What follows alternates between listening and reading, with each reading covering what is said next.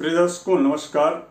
आज मैं एक बहुत ही महत्वपूर्ण चर्चा आपके समक्ष लेकर के उपस्थित हुआ। चर्चा ये है कि उन माता पिता जो अपनी बच्ची के लड़की के विवाह को लेकर के चिंतित है कि उसका विवाह विलंब क्यों हो रहा है और विवाह में एक के बाद एक बाधाएं क्यों आ रही हैं, या उन अविवाहित कन्याएं जो कन्याएं वास्तविक में उनका उम्र बढ़ते जा रहा है, चाहे वो एजुकेशन को लेकर के उन्होंने विवाह को पहले टाला हो और अब स्थिति ये हो गई है कि विवाह उनके हो नहीं रहे हैं, या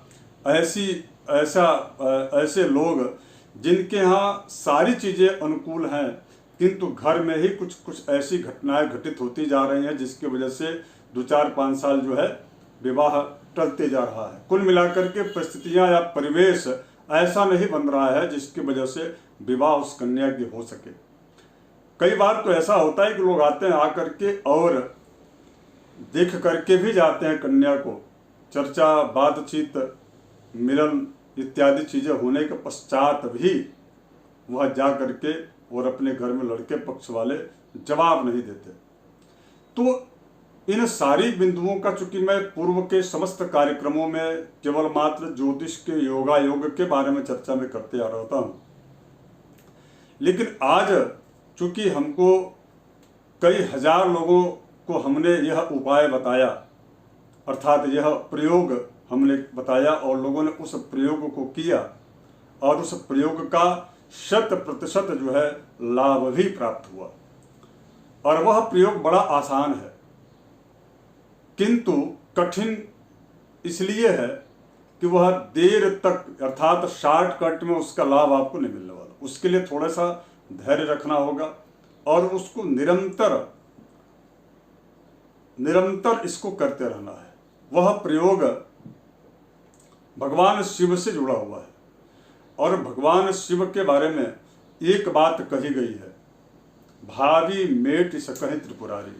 अगर यदि आपके की कुंडली में ज्योतिष का कोई ऐसा कुयोग बन रहा है, मंगल दोष से संबंधित भी दोष की वजह से आपके विवाह में बाधा आ रही है, या किसी अनिष्ट या क्रूर ग्रह की दृष्टि की या युति की वजह से भी आपके विवाह में यदि बाधा उत्पन्न हो रही है, तो इन समस्त कार्यों में भगवान शिव भावी मेट सकहि त्रिपुरारी, जो परात्पर परब्रह्म भगवान देवादिदेव महादेव भगवान शिव हैं, वह आपकी मनोकामना निश्चित रूप से उस कुंडली के सारे दोषों को नष्ट कर देंगे। बस उनकी कृपा होनी चाहिए, और उनकी कृपा प्राप्त करने के लिए आपका भावनात्मक समर्पण भी आवश्यक है। बहुत ही श्रद्धा से, बहुत ही जो है भावपूर्ण आप इस प्रयोग को करेंगे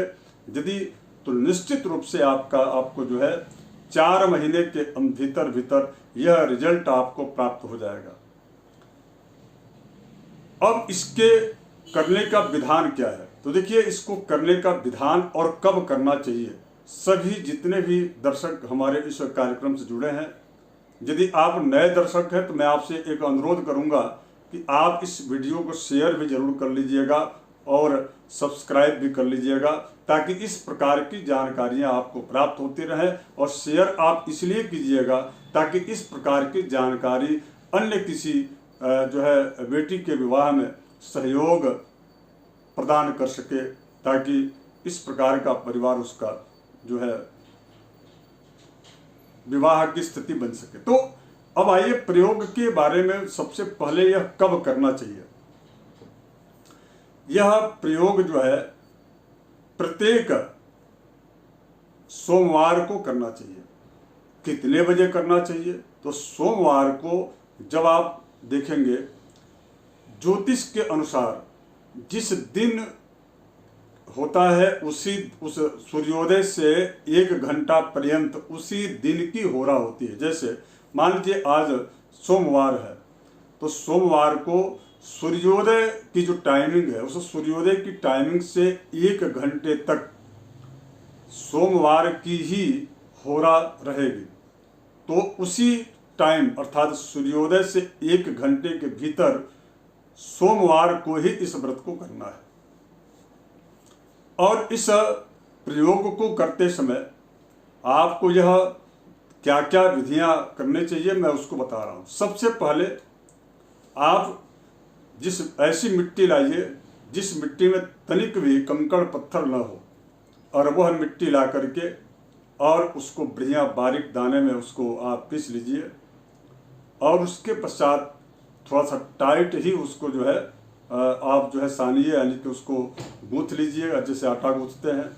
और उसके बाद उसको बाएं हाथ पर इस प्रकार से रख करके और भगवान शिव का आधार जो शक्ति है, ओम आधार शक्ति नमः, यह कहते हुए नीचे का भाग बना करके ऊपर से शिवलिंग बना करके और वह पार्थिव आप तैयार कर लीजिए। पार्थिव को बाएं हाथ में जितनी भी कन्या हैं उन कन्याओं को ही आप व्रत करना है। कन्याओं के माता पिता को व्रत नहीं करना है, कि जिनके विवाह में विलंब हो रहा है उन्हीं को करना है। वो जो है इस प्रकार से पार्थिव शिवलिंग को अपने बाएं हाथ पर रखना है। इस बात का बहुत ध्यान रखिएगा, बाएं हाथ पर रखना है। और दाहिने हाथ से पहले से ही थाली में वहाँ पर आप जो है रोली, कुमकुम, गुलाल, पुष्प, धूप, दीप, नैवेद्य सारी चीज़ें आप एक थाली में सजा कर रख लीजिए। क्रमशः सर्वप्रथम जल से स्नान कराइए, उसके पश्चात दूध से, फिर दही से, उसके पश्चात जो है जो भी उपलब्ध हो जाए, उपलब्धता के ऊपर है। यानी कि स्नान कराने के पश्चात उनको जो है रोली, कुमकुम, हल्दी इत्यादि सारी चीज़ों को चढ़ा करके वस्त्र चढ़ाइए। और उसके बाद भगवान शिव की जो आरती है उस आरती को करना चाहिए। घी के दीपक जला करके भी आरती कर सकते हैं। भोग लगाइए। भोग लगाने के बाद पुनः भगवान शिव को रोली 4 चीज़ों को आपको जो है एक मिक्स करके और एक बड़े से लोटा में जल में उसको मिश्रित करना है। वो 4 चीज़ें क्या क्या चीज़ें हैं, उसमें क्या क्या डालना है उसको बता देता हूँ। सबसे पहला हल्दी, पीसी हुई हल्दी डालना है। अब कई लोगों के मन में प्रश्न आएगा कि हल्दी से तो भगवान शिव का अभिषेक नहीं करा जाता। भाई थोड़ा धैर्य रखिए, जो मैं कह रहा हूँ उसको पूरी कार्यक्रम को सुनिए। तो आप हल्दी, उसके पश्चात केसर, लाल चंदन, थोड़े से उसमें कपूर डाल लीजिए।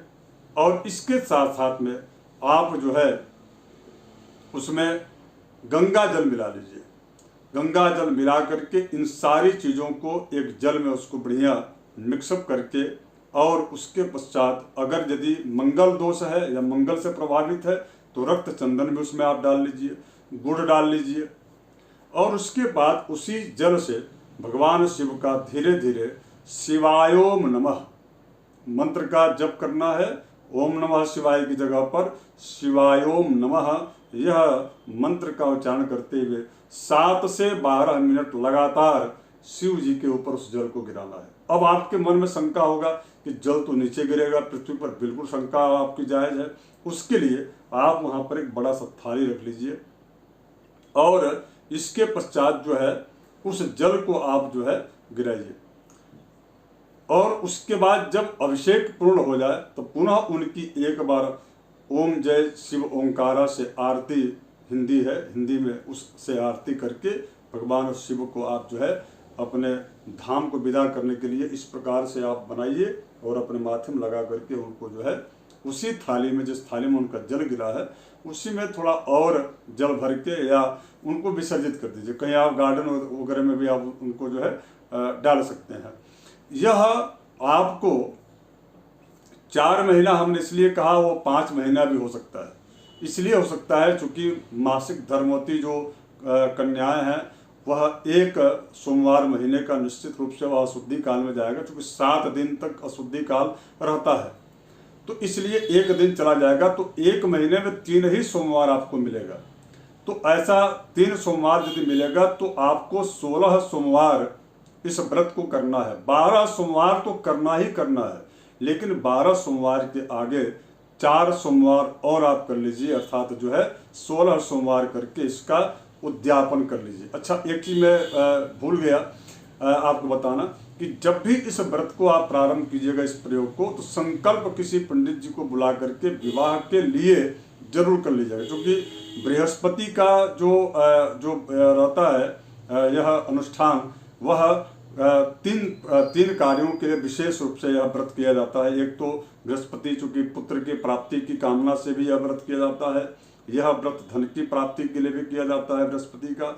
और यह बृहस्पति का जो विवाह में बाधा जो आ रही है उनके लिए भी किया जाता है। लेकिन यह बृहस्पतिवार को नहीं करके बल्कि सोमवार को करना है। और यह केवल मात्र विवाह की कामना, अतिशीघ्र विवाह हो इसकी कामना से यह संकल्प करा करके इस प्रकार की 16 सोमवार ये जब भी पूरा हो जाए, 4 महीने में तो होगा नहीं, निश्चित रूप से 5वें महीने में ही यह पूर्ण हो पाएगा। तो कम से कम लगातार यदि कोई बाधा आ गई तो कम से कम 4 महीना तो इसको करना ही है। निरंतर आप यदि करेंगे निश्चित रूप से इसका आपको लाभ जो है प्राप्त होगा।